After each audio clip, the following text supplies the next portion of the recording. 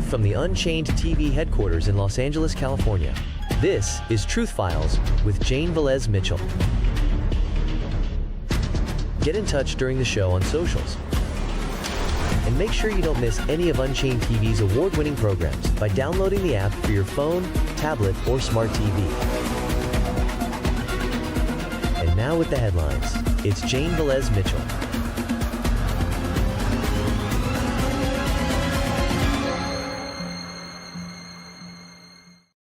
Welcome.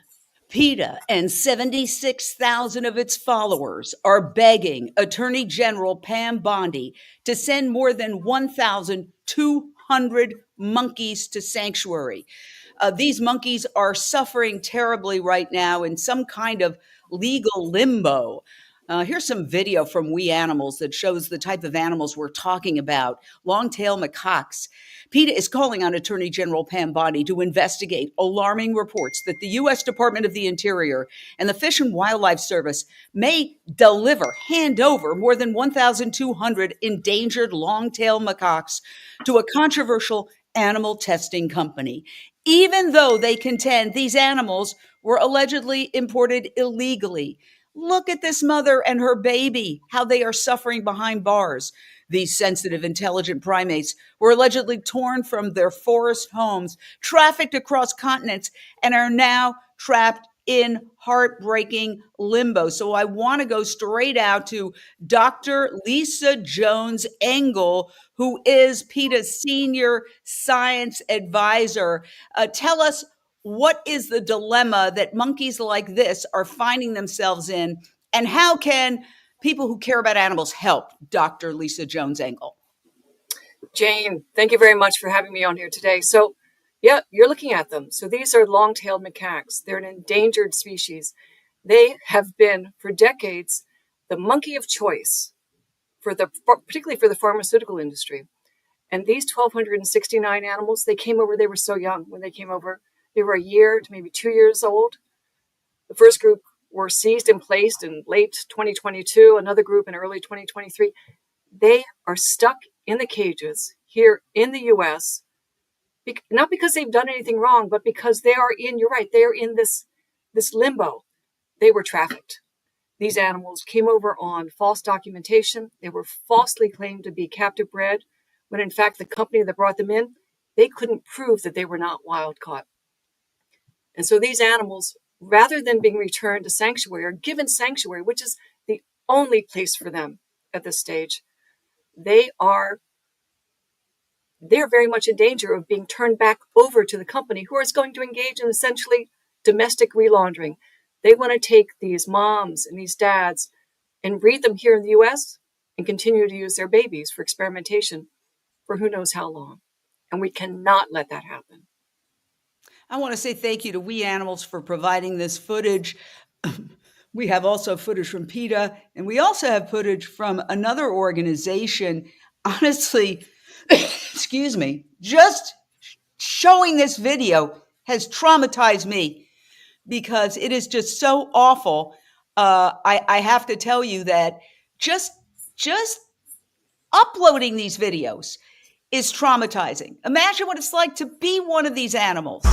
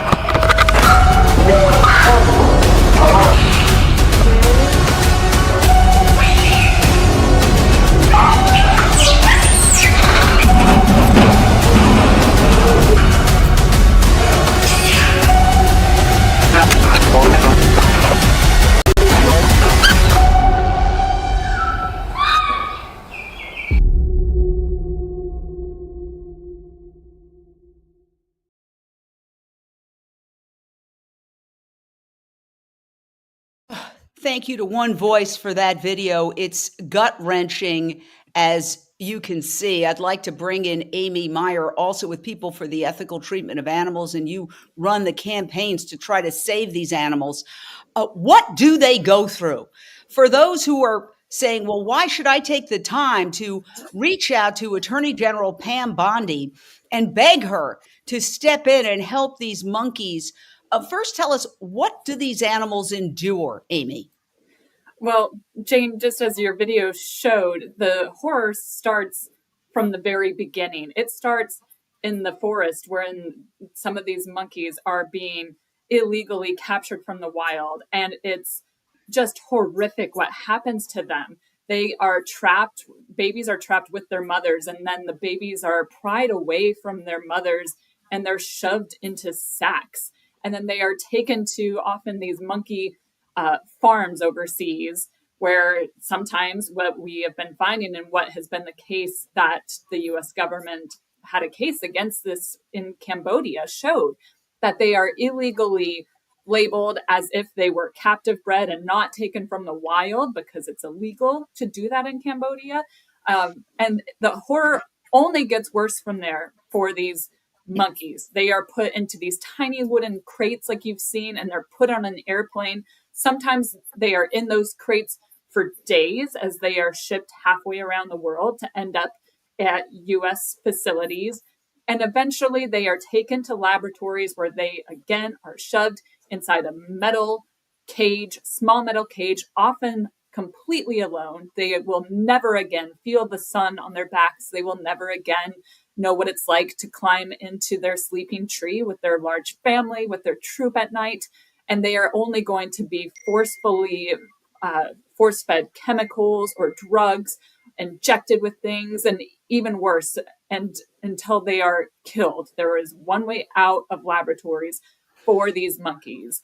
But fortunately, we have an opportunity with these ones. They have not been able to be used in experiments yet. And so that's why we're saying they have to go to sanctuary. That's the only responsible and ethical thing to do with these monkeys who've been caught up in this illegal pipeline. And, you know, you have such an incredible support base, PETA does, that when you put something on your website and the number keeps rising. When I wrote the introduction, it was about 74. Now it's over 76,000 people writing to the Interior Secretary, Secretary Burgum. And what is it that you are specifically asking for, Dr. Lisa? So we're asking our supporters, we're asking everyone who sees these animals, who understands these are just like us in the most important way. They love their infants. They love each other. They want comfort. They want companionship. They want to be able to choose. We are asking them to reach out to Secretary Burgum and say, these animals deserve to be released to sanctuary. PETA and Born Free USA, we've been working on this now, for 2 years. When we first found out about these animals, there's only one place for them, and that is at sanctuary. These animals, they should be allowed to live for the remainder of their lives in decent conditions. And you know what? The company that imported them, they're the ones who need to be paying for their lifetime care. But first, the Department of the Interior needs to stand firm on this. They cannot let this company, which illegally brought these animals in, who could never prove that they were not wild captured, turning these animals back to them and saying, here, do what you want, start a domestic breeding program. That makes an absolute mockery of the U.S. enforcement of our wildlife trafficking laws. That cannot be allowed to happen. So what is it that Pam Bondi could do? And I think we all know, anybody who watches the news, she's been very caught up in a variety of controversies lately. But what could she do as the Attorney General? And, you know, I'd like to say, Pam Bondi, if you're listening, and we used to have you on your show many years ago when I had a show on CNN Headline News, a crime show, I had you on several times to talk about crime stories that were involved in Florida back when you were a key official in Florida. One quick way for you to, I think, get some different headlines would be to take action on this. And I think everybody who cares about animals, which is most Americans, would applaud you. What exactly are you asking Pam Bondi to do?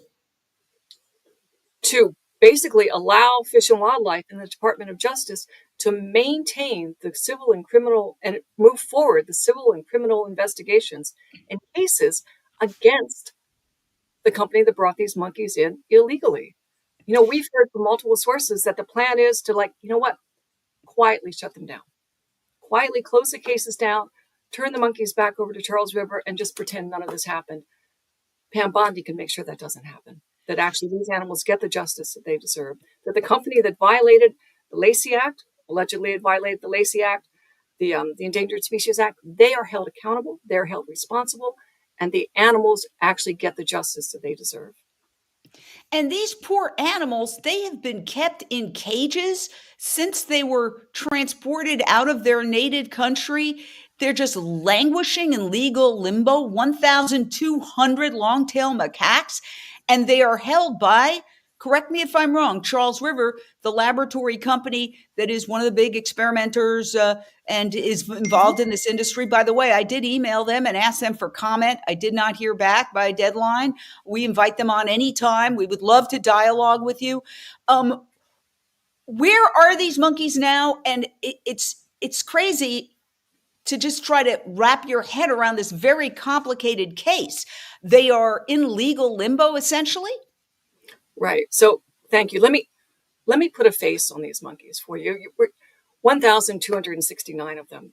That's a lot of monkeys. That's probably that's a number of animals that have never been seized, this magnitude of animals before. And when they were seized in place, Fish and Wildlife was like, what do we do with them? And they allowed those animals to stay in the Charles River facility. Some of them were in Houston, Texas. Others were up in Frederick, Maryland. And you're right. That's where they are. They're in metal cages. Here's the thing about a macaque. The most important thing to a macaque, the thing that makes them a macaque, makes them a monkey, is being with other animals. Being able to groom, being able to cuddle up with someone at night, to go up into the sleeping tree with the rest of your troop, and to be there next to your mom, your sisters, your aunties, your uncles. That is the essence of a macaque. And in the laboratory, in this experimentation pipeline, they don't get that.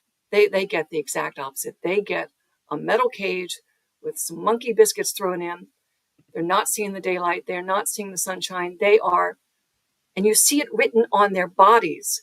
There's been no evidence of life of these 1,269.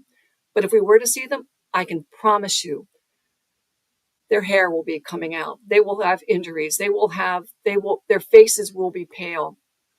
Their eyes will be sunken.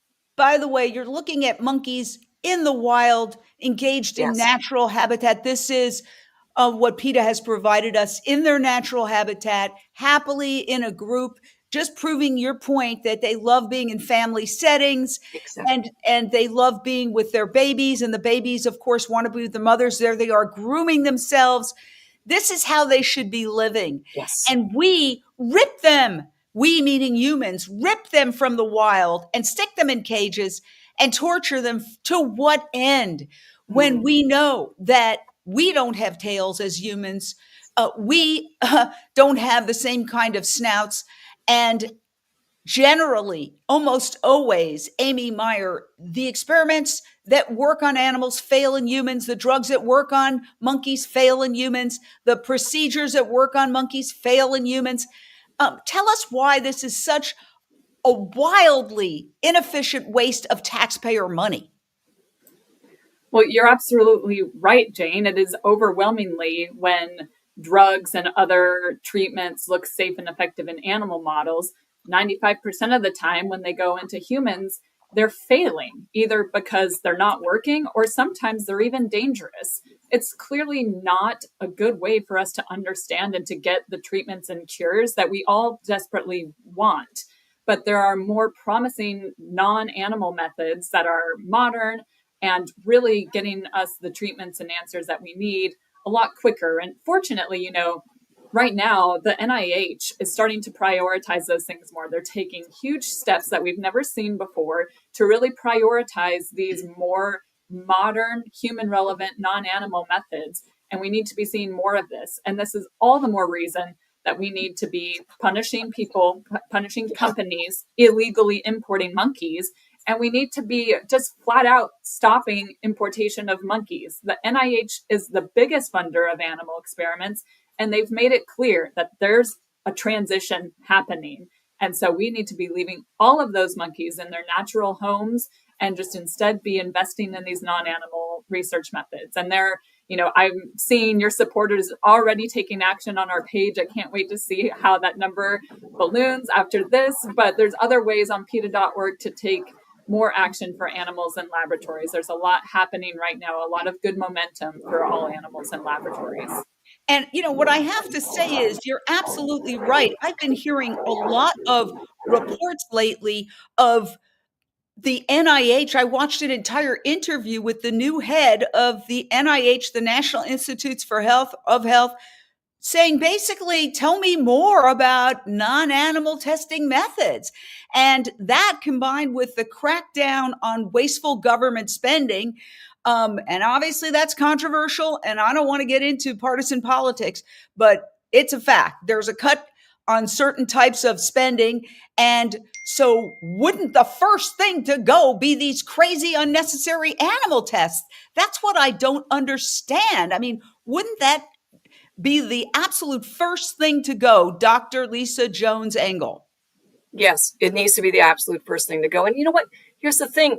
We stopped using chimpanzees a decade ago. Chimpanzees, our closest living relatives. We said the scientific community acknowledged it wasn't working. The macaques, these long-tailed macaques and the pig-tailed macaques and the rhesus macaques, you know what? They might be non-human primates, but we have not shared a common ancestor with them for 24 million years. A lot happens immunologically, physiologically. If it didn't work with chimps, it's not, and it has been proven repeatedly not to work with monkeys. So we're actually pretty excited. Again, you mentioned the NIH is taking huge steps. They're cutting off the source of money for animal studies. What we need to now do is make sure that the actual source of monkeys coming into this country, that door is slammed shut. And that's what we need Pam Bondi to do. Shut that door and hold Charles River responsible for these animals who are sitting there suffering in ways that they never deserved. Here's what I don't understand. So whereas there's widespread cuts across the board, very controversial, whereas the National Institutes of Health is saying, hey, this is the 21st century. Let's move away from animal models. This is a huge breakthrough. Wherefore, why not stop what's happening now and give these 1,200 monkeys to sanctuary, given that they're scaling down the very tests that these animals would be subjected to? Is this a case of lack of coordination amongst government agencies?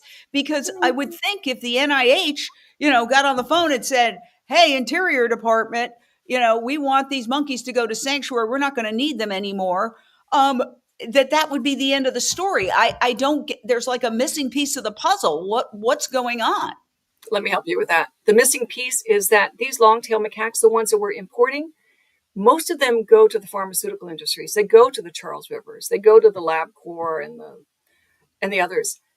And they've been used in toxicology testing. And the problem is these billion-dollar companies have made billions and billions of dollars on these monkeys over the last 4 or 5 decades.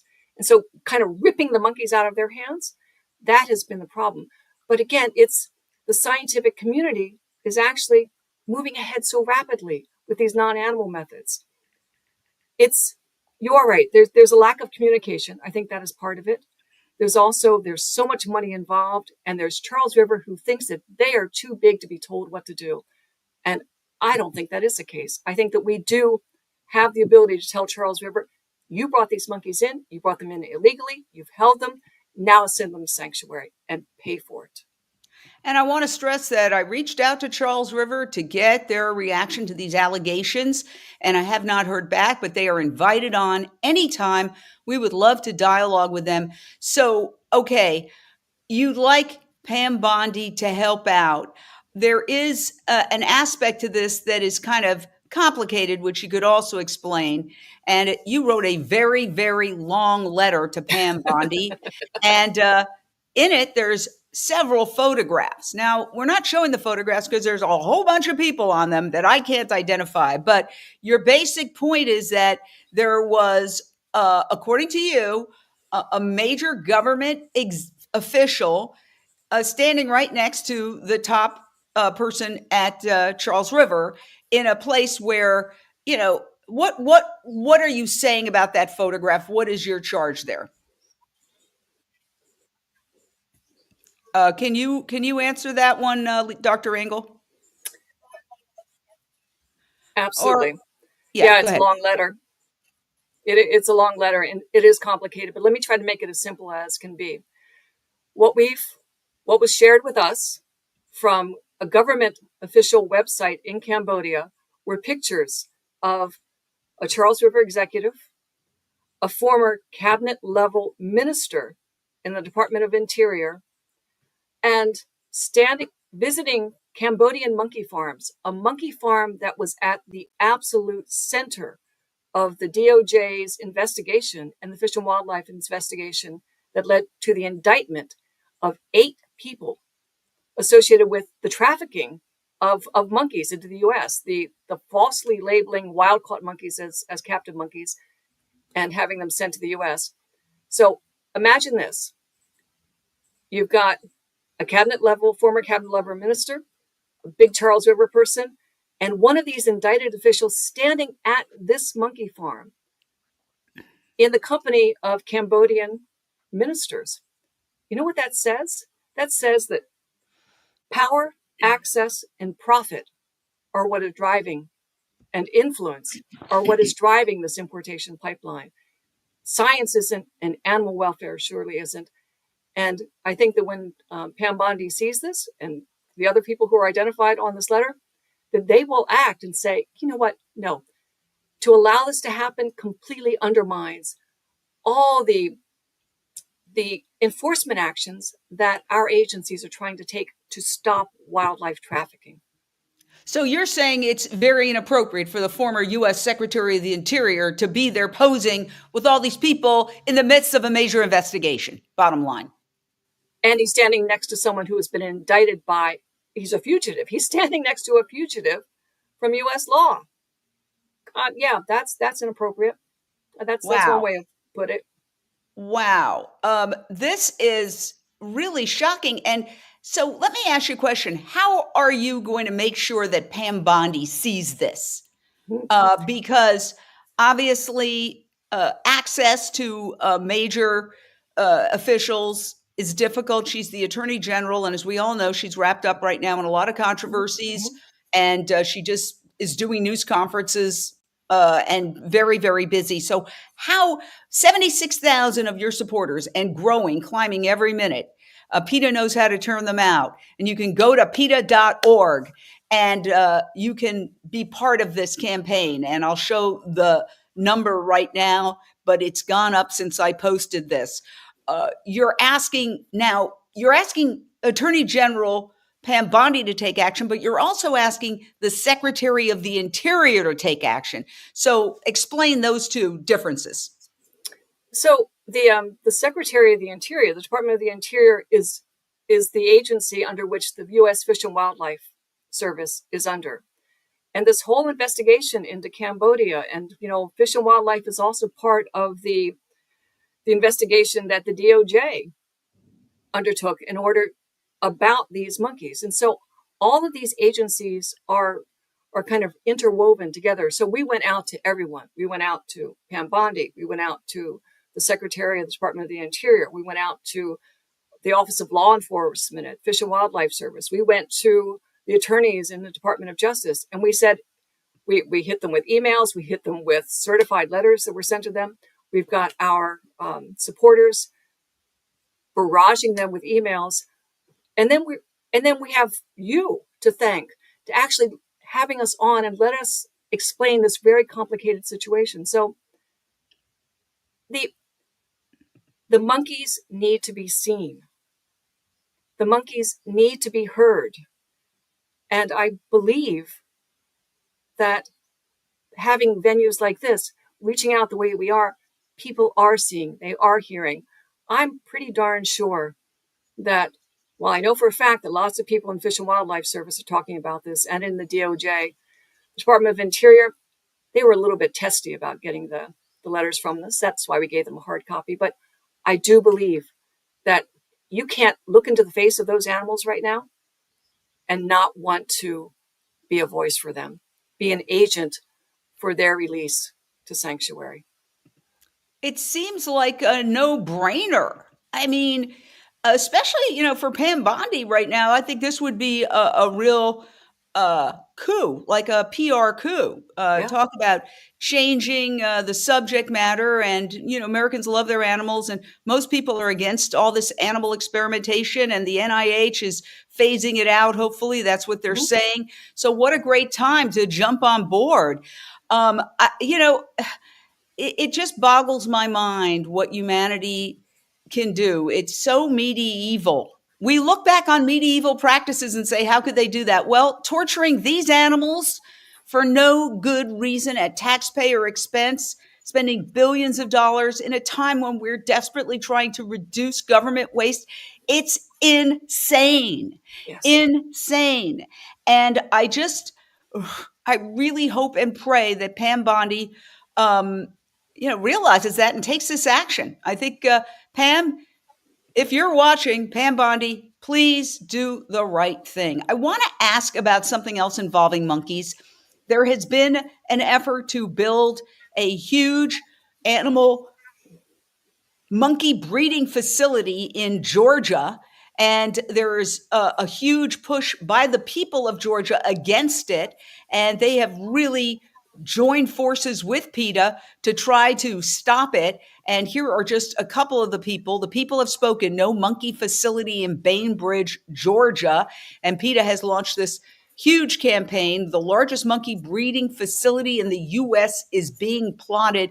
Amy Meyer, where does this stand now? Because I know you've been fighting this for months. Yeah, it's been over a year. I think we're almost at 2 years we've been fighting this. And, this company, Safer Human Medicine, it's actually made up of former executives from places like Charles River Laboratories. So that tells you what kind of a company this is going to be. They had planned to be operational by the end of 2024, and they haven't been able to lay a single brick for their facility. That's because we've been tying them up and making it so that they've been delayed. PETA and the locals in Bainbridge, who are just incredible people. And there are multiple lawsuits tied up, and it is slow moving through the courts. But that whole time, even though, there's not a lot of developments happening in those court cases to update your listeners to, it all means that they haven't been able to move forward. And they had thought, they had planned, they had budgeted to already be bringing in monkeys and be in business now. And they don't have a single monkey there because they have no building there. And this never ends. I mean, we've been fighting this. I personally have been fighting it for years. There was a plot to create a monkey breeding facility in Puerto Rico, which I found out about in 2009 when I happened to be at a convention there for journalists, and people from the Animal Law Subcommittee of the Puerto Rican legal agency came up to me and said, they're building this without permits and we can't stop it. I said, never say you can't stop it until you start fighting it. And PETA got involved, and it went all the way up to the Puerto Rican Supreme Court, and they were not allowed to open. And that was a huge victory. But then the same cabal pops up in Hendry County, Florida, where there was a move to create the largest biofarming industry, and that was also shut down. PETA and a whole bunch of people from that area. I'll never forget how one of the county commissioners' representatives said, these are a bunch of radicals, and then all these old ladies in tennis shoes from Fort Myers, Florida came out, and they were like, we're not radicals. And that got shut down. But it seems they never stop. It's like, how many times do you have to hear, no, we don't want this in our community before they get the idea. And also Israel. I went to Israel when they outlawed the exportation of wild-caught monkeys, and there were 1,200 approximately, or maybe up to 2,000 monkeys that were in legal limbo. And a wonderful guy, Addie Gill, went and purchased them and then moved them to an area where they could live a relatively natural life. And so, this fight is global. And one of the things that was said to me at the time by a journalist with one of the top papers in Israel, because I went there to cover this, and this was years ago. He said it's all the same group of people. They have different companies and different names, but it's kind of the same organized group of people that is behind all of this. Is that true in your opinion, Dr.? Absolutely. Yeah, absolutely. I mean, to your point, it does keep popping up. So remember Brazoria, Texas, when Charles River went in quietly and tried to drop in what was going to be a 42,000 monkeys into that facility. And the neighbors reached out to us, and together with them, we got that one shut down. Then Charles River, through the guise of Safer Human Medicine, goes up to Bainbridge, Georgia. When you're able to speak to the people on the ground, when you're able to really give them the information, they understand. The community that's going to be impacted understands, and they will fight back. And Charles River they've never had to fight before. The 1,269, right after they were seized by Fish and Wildlife, Charles River came out and said, you know what, basically, we're going to get them back real soon. Don't worry about this. We'll have this all done and dusted. That was in March of 2023. So the fact that so many of us can rally our resources, can get the information out to the people who can make the decisions, to the stakeholders, to the influential officials, and have this type of these facilities shut down or these animals released into lifelong sanctuary. The industry has never faced such a concerted backlash against what they're doing to monkeys before. And it's because we all see them now. We know these monkeys are looking at us, and they're looking to us for help, and we're going to give that to them. Well, I think this is absolutely amazing. And I just received word today that there is somebody who is a filmmaker, which we've have some of his films streaming on Unchained TV, and he's doing a documentary on the battle in Georgia to stop a monkey breeding facility there. So hopefully we can bring you more about that on Unchained TV. An amazing filmmaker who is doing that. So this issue is not going away. I want to thank all of you for being here. I'd love to get your final thoughts. We could talk about this all day long, but the bottom line to people watching is go to PETA.org. It's so simple, PETA.org, and just follow the prompts, and you can be part of this where you're also sending the message to the Interior Secretary, sending the message to Pam Bondi, and just being part of the solution. So quite a few people have said that they are doing that right now. And I really urge everybody. It takes 5 seconds. I did it already. And I'm always shocked at how quickly you can use PETA devices to send a message to a lot of important people. Really brilliant. So final thoughts. Let's start with Amy. I just want to echo everything you're saying, Jane, and just emphasize how important it is that people take just the 5 seconds. PETA.org. This specific page is PETA.org/Charles River. Right there, just fill it out. It takes 5 seconds. And this is really how we've seen so much momentum happening. It's because tens of thousands of people are taking action.